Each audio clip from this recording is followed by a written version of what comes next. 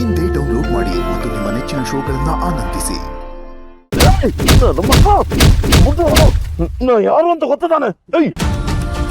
ಗೊತ್ತಿದ್ದ ಗುಂತಿರೋದು ನನ್ನ ಮಗನೇ. ನನ್ನ ಹುಡುಗಿ ಮೇಲೆ ಕಣ್ಣಾಕ್ತೀಯ?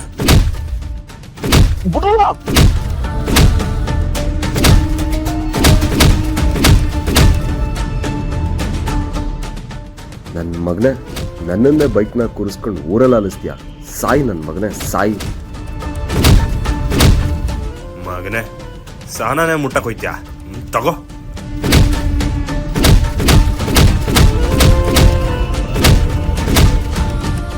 ಈ ಫೋಟೋದಾಗಿರೋದು ನಮ್ಮ ಅವ್ವನೇ ಅಂತ ನಂಗೆ ಸ್ಯಾನೆ ಬಲವಾಗಿ ಅನಿಸ್ತೈತೆ. ಆದರೆ ಈ ಇಸ್ಯಾನ್ ಹೇಳಿದ್ರೆ ಯಾರು ನನ್ನ ನಂಬಕ್ಕೆ ಇಲ್ಲ ಅಂತಾರಲ್ಲ. ಯಾರು ಯಾಕೆ ಅವಂಗೆ ಹೇಳಿದ್ರೆ ನನ್ನ ಪುಟ ಯಾಕೆ ಅಲ್ಪತ್ತದೆ ಅಂತ ಹೇಳ್ತಾಳೆ. ಈ ಫೋಟೋದಾಗಿರೋ ಹೆಂಗ್ಸು ನಮ್ಮ ಅವ್ವನ ಹೋಲ್ಕೆನೆ ಹೋಲ್ತಾರಲ್ಲ.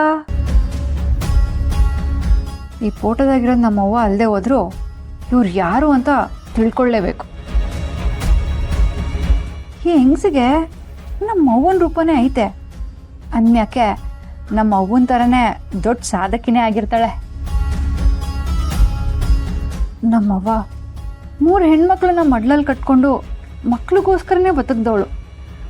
ಇನ್ನು ಈ ಹೆಂಗಸು ಯಾರಿಗೋಸ್ಕರ ಬದುಕಿರ್ಬೋದು?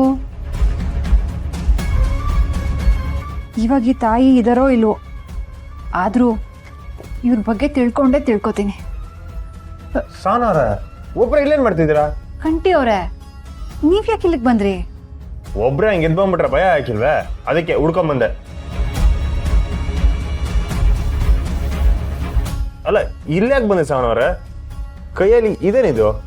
ಇಲ್ಲಿ ನೋಡಿ, ಈ ಫೋಟೋದಾಗಿರೋ ವ್ಯಕ್ತಿ ನಮ್ಮ ಅವ್ವನ ಥರನೇ ಇಲ್ವಾ?